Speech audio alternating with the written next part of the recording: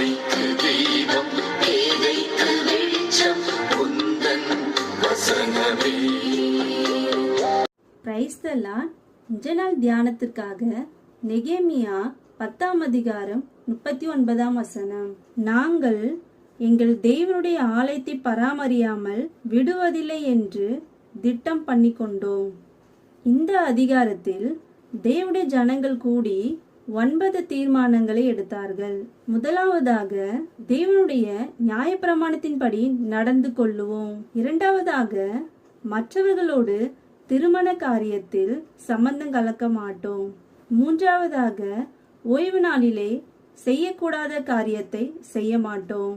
நான்காவதாக, 7ஆம் வருஷத்தை விடுதலை வருஷமாக்கி கடன்களை விட்டு விடுவோம். ஐந்தாவதாக, தேவனுடைய ஆலயத்தின் சகல வேலைக்கும் வருஷந்தோறும் 1/3 பங்கை கொடுப்போம்.